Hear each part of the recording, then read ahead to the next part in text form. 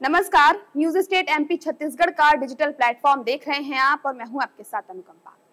महाराष्ट्र विधानसभा चुनाव की तैयारियां जोरों शोरों से चल रही हैं। महायुति और एनडीए दोनों ही गठबंधन में अब सीट शेयरिंग की जो गुत्थी है वो भी कम से कम सुलझती हुई दिख रही है। तस्वीर साफ होती नजर आ रही है, जहां विपक्षी गठबंधन एनडीए में 85 सीटों पर बात बनती हुई दिख रही है, तो वहीं महायुति में भी कहीं ना कहीं अब सीटों की जो गुत्थी है वो सुलझ चुकी है। अब आज सुबह एक खबर सामने आई ही, एनसीपी की जो बड़े नेता थे, एनसीपी के बड़े नेता बाबा सिद्दीकी, जिनकी कुछ दिनों पहले गोली मारकर हत्या कर दी गई थी, उनके बेटे ने कांग्रेस छोड़कर एनसीपी ज्वाइन कर ली है, अजीत गुट में आ गए हैं वो। तो ये कांग्रेस के लिए कितना बड़ा झटका हो सकता है, इसी बारे में आज हम चर्चा करेंगे। हमारे सर शिवम सर जुड़ गए हैं।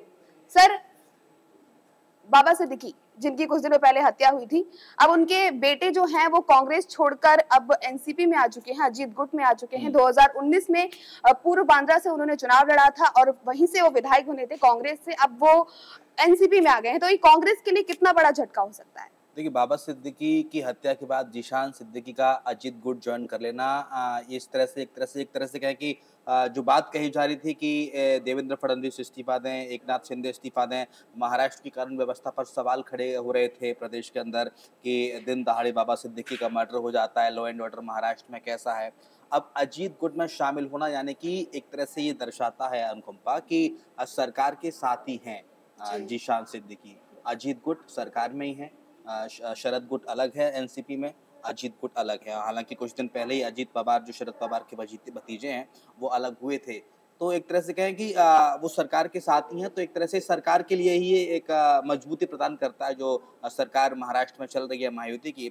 लेकिन सबसे बड़ा सवाल ये है कि 2024 के इस चुनाव में महायुति या फिर एमबीए जनता इस बार किसे चुनने जा रही है, क्योंकि जिस तरह से लोकसभा में प्रदर्शन किया महाविकास अघाड़ी से, उससे लगता है कि इस बार जो बढ़त मिल सकती है वो महाविकास अघाड़ी को मिल सकती है। कांग्रेस पार्टी सबसे बड़ी पार्टी बन के उभरी थी, लेकिन अब 288 सीटों पर चुनाव होना है। 2019 के अगर चुनावी नतीजों की बात करें तो सरकार बनी थी शिवसेना और भारतीय जनता पार्टी की, लेकिन जब उद्धव ठाकरे गुट था वो भारतीय जनता पार्टी के साथ गठबंधन में था। अब 5 पैसा मुख्यमंत्री की कुर्सी को लेकर तो उद्धव ठाकरे ने गठबंधन कर लिया कांग्रेस से और एनसीपी से।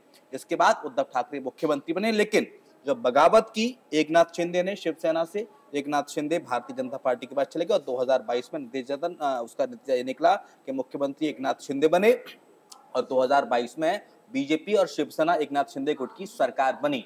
लेकिन 2024 की स्थिति क्या कहती है? 2024 में एकनाथ शिंदे जीत रहे हैं या फिर 2024 में महाविकास अघाड़ी? हालांकि महाविकास अघाड़ी में भी मुख्यमंत्री को लेकर पेंच फंस रहा है, मुख्यमंत्री कौन होगा फिलहाल ये तय नहीं हो पाया है। लेकिन शिवसेना का जो उद्धव गुट है अनुकंपा, वो चाहता है कि उद्धव ठाकरे ही मुख्यमंत्री बने अगर महाविकास अघाड़ी की जीत होती है तो। हालांकि आज बैठक होनी है और इस बैठक में सीट शेयरिंग पर भी बात हालांकि होनी है, बंटवारे को लेकिन अभी फिलहाल महाविकास अघाड़ी में कुछ सीटों पर जो फैसला है वो तय हो गया है, जिसमें कांग्रेस 48 सीट, एनसीपी 45 और शिवसेना 65 सीटों पर प्रत्याशी के नामों का ऐलान कर चुकी है। बाकी सीटें हैं जिनमें देखने को मिलेगा कि कुछ घंटों में ऐलान संभव होगा। जी बिल्कुल। देखिए, जिस तरह से जीशान सिद्दीकी बताए जा रहे थे कि वो कांग्रेस से नाराज चल रहे थे, क्योंकि जब बीते दिन गुरुवार को कांग्रेस की जो सूची आई उसमें पूर्व बांद्रा से उन्होंने शिवसेना को दे दी वो सीट, और जिससे जीशान सिद्दीकी चुनाव जीतते थे। इससे नाराज बताए जा रहे थे जीशान सिद्दीकी, जिसके बाद उनको नाराजगी के बाद वो कांग्रेस में हटकर एनसीपी में आ गए। अब देखने वाली बात है कि अजीत पवार जो हैं, अजीत पवार बारामती से चुनाव लड़ते हैं, बारामती से चुनाव लड़ते हैं। वो सीट से भी वहां पर भी चाचा भतीजे का मुकाबला देखने को मिलेगा, क्योंकि जो अजीत पवार गुट के सामने शरद पवार ने योगेंद्र पवार को सीट पर उतारा है, तो अब देखना होगा कि जो चाचा भतीजे की लड़ाई है वो बारामती सीट पर भी होगी। तो यहाँ पर किसका परिणाम भारी हो सकता है? अजीत गुट को लेकर कहा जा रहा है कि भारतीय जनता पार्टी के कई नेता या जो स्वयं सेवक हैं, जो कि आरएसएस से निकली है भारतीय जनता पार्टी, तो कई लोग स्वयं सेवक जिनका सीधा सीधा दखल है पार्टी के अंदर, सरकार के अंदर, वो अजीत गुट के शामिल होने से सरकार में खुश नहीं है। और इसी का परिणाम है, लोग बताते हैं जो राजनीति के जानकार हैं, कि 2024 का जो लोकसभा चुनाव था सरकार को कम सीटें मिली, बीजेपी को कम सीटें मिली। इसका कारण सिर्फ और सिर्फ अजीत गुट ही हैं। अजीत गुट कुछ ही महीने पहले सरकार में शामिल हुए, गठबंधन उन्होंने किया है एनसीपी अजीत गुट। लेकिन अब लोगों का मानना है, लोग जो उन्हीं की पार्टी के जो नेता हैं, स्वयंसेवक हैं, वो ये कह रहे हैं कि साहब अजीत गुट को आप बाहर कर दो, अजीत गुट से गठबंधन तोड़ दो, नहीं तो 2024 में और नुकसान होगा पार्टी को। लेकिन हालांकि भारतीय जनता पार्टी के लिए इस बात का फैसला करना मतलब बड़ा कठिन रहेगा, चुनौतीपूर्ण रहेगा कि अजीत गुट को पार्टी के अंदर रखना है या नहीं। लेकिन महाराष्ट्र में फिल्म जगत और राजनीति के बड़े चेहरे बाबा सिद्दीकी की हत्या के बाद अब सरकार लगातार घिर रही है और कांग्रेस सरकार को लगातार घिर रही है। कांग्रेस का कहना है कि राज्य में लॉ एंड ऑर्डर बिल्कुल नहीं है, अपराधियों को लेकर सरकार की कोई नीति नहीं है और इसी का नतीजा है कि बाबा सिद्दीकी के दिन दहाड़े दो बदमाश आकर हत्या कर देते हैं और पुलिस को कानो कान कोई सूचना तक नहीं रहती। खैर, ऐसे में 2024 में इस मुद्दे को लेकर कितना भुना पाएगा विपक्ष, हालांकि ये तो देखने वाली बात होगी। लेकिन महाविकास अघाड़ी वर्सेस महायुति, जनता किस पर भरोसा जताती है? क्योंकि देखिए जिस तरह से अनुकंपा हमने देखा शिवसेना में उद्धव गुट और शिंदे गुट, तीर कमान चला गया शिंदे गुट के पास, उद्धव गुट को सुप्रीम कोर्ट ने फिर उसके बाद चुनाव आयोग ने मशाल का चुनाव चिन्ह सौंपा। वही हुआ अजीत गुट और शरद गुट के साथ, घड़ी का सिंबल मिला है अजीत गुट को। और हालांकि सुप्रीम कोर्ट ने कल इस निर्णय को देते हुए कहा है कि अजीत गुट को ये लिखना पड़ेगा पोस्टर्स बैनर्स में कि अभी सुप्रीम कोर्ट में मामला विचाराधीन है। इसके साथ अजीत गुट अपना चुनाव प्रचार कर सकेंगे। हालांकि घड़ी जो सिंबल है अभी उनका परमानेंट नहीं हुआ है, लेकिन लड़ाई असली वर्सेस नकली की है। जैसे शिवसेना में लड़ाई है कि असली कौन नकली कौन, जनता 2024 में तय कर देगी, वैसे अब लड़ाई एलसीपी में भी आ गई है।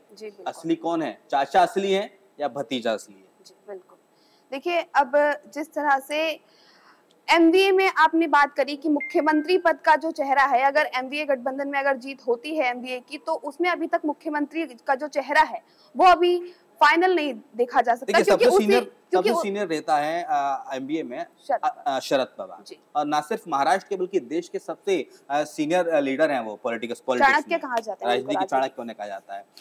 हालांकि शरद पवार मुख्यमंत्री बनने की इच्छा इस तरह से उन्होंने जताई नहीं है, लेकिन अंदर खाने में खबर चल रही है कि अगर एमपीए जीतती है, महाविकास अघाड़ी जीतती है, तो सीधे सीधे उद्धव ठाकरे को मुख्यमंत्री बनाया जा सकता है। लेकिन ऑफिशियली अभी डिक्लेरेशन नहीं हुआ है कि एमपीए से सीएम कैंडिडेट ये होंगे या इसके बाद। हालांकि महायुति से तो एकनाथ शिंदे के नेतृत्व में चुनाव लड़ा जा रहा है, सब कह रहे हैं, बीजेपी के बड़े लीडर हो चाहे फिर शिवसेना शिंदे गुट के लीडर हो। खैर 2024 की लड़ाई कहां तक जाती है, और 20 तारीख को चुनाव होना है, 23 तारीख को नतीजे आएंगे। लेकिन देखने वाली बात यही होगी कि जनता किस दल पर भरोसा जताती है, कौन किसको अपना मठाधीश चुनती है। इसी के साथ हमारे डिजिटल लाइव में इतना ही। खबरें लगातार जारी हैं, आप न्यूज स्टेट देखते रहिए, हमें सब्सक्राइब कीजिए, फॉलो कीजिए।